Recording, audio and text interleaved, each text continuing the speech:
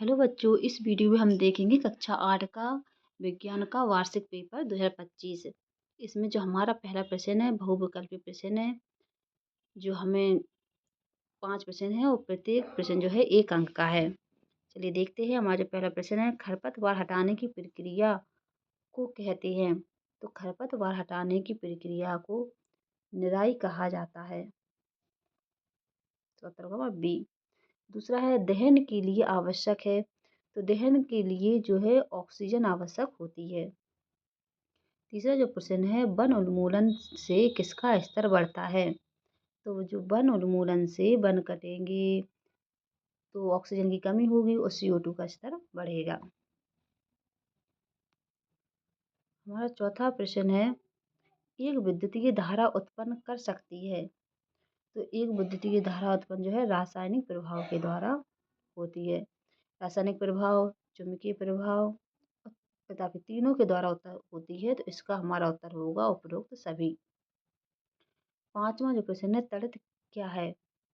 तो इसका हमारा उत्तर होगा तड़ित एक विद्युत चिंगारी है। सारे के सारे क्वेश्चन आप नोट कर लो बच्चों, या आप इनका स्क्रीनशॉट लेते जाइए। चलिए अगले प्रश्न में पढ़ते हैं। रिक्त स्थानों की पूर्ति कीजिए। इसमें भी प्रत्येक जो प्रश्न है 6 अंक का है। इसमें हमारे छठवां जो प्रश्न है, असमतल भूमि वाले क्षेत्रों में सिंचाई के लिए उपयोग किया जाता है। तो असमतल जो भूमि वाले क्षेत्र हैं वहाँ सिंचाई के लिए स्प्रिंकलर का उपयोग होता है। आप इसे अच्छे से नोट कर लो, मैं लिख रही हूँ स्प्रिंकलर। ठीक है। सातवां जो प्रश्न है, आग जलाने के लिए आवश्यक होती है। तो आग जलाने के लिए हमें ईंधन भी आवश्यक है। आग जलाने के लिए ईंधन भी आवश्यक होता है, ऑक्सीजन भी आवश्यक होती है और गर्मी भी आवश्यक होती है। आप इन तीनों में से इसमें कुछ भी लिख सकते हैं।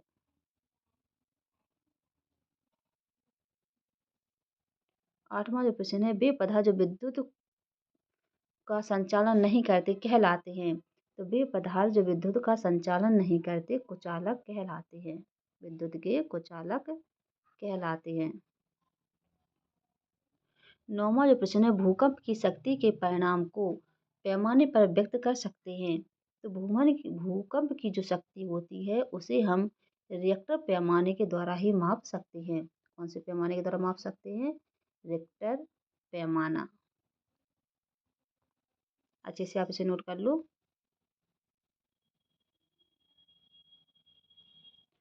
दसवां हमारा प्रश्न है, कोयला ईंधन है। तो कोयला जो है हमारा एक जीवाश्म ईंधन है। जीवाश्म ईंधन है। देखो बच्चों, अब हम प्रश्न क्रमांक 11वें पे आ गए हैं। इसमें 11 से लेकर 16 तक के जो प्रश्न है प्रत्येक प्रश्न के लिए 2 अंक निर्धारित किए गए हैं। इसमें हमारा 11वां प्रश्न है, खरीफ एवं रबी की फसल के 2-2 उदाहरण दीजिए। इम्पोर्टेंट प्रश्न है, इसे भी आप याद कर लेना।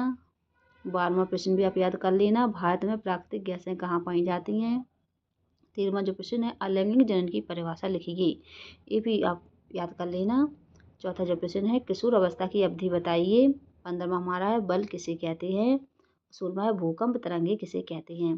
सारे प्रश्न आपकी नोटबुक के ही प्रश्न हैं, आपकी बुक से ही लिए गए हैं। सारे प्रश्न आपको आसानी से मिल जाएंगे, आप अच्छे से इन्हें नोट कर लो और याद कर लेना।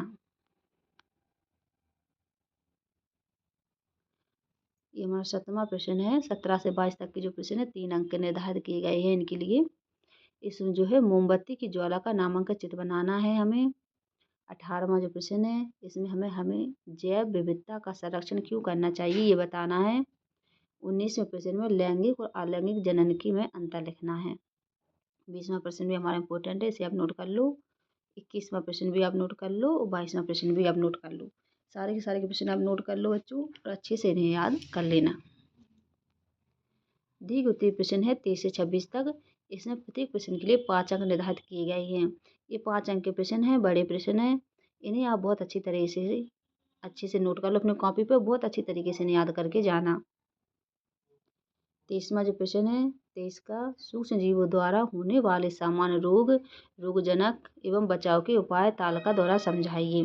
और इसका जो अथवा का है प्रतिजैविक क्या है, इसे लेते समय क्या क्या सावधानियां रखना चाहिए। दोनों ही इम्पोर्टेंट प्रश्न हैं, आप याद कर लेना। 24 के भी दोनों प्रश्न आप देख लेना, इम्पोर्टेंट है।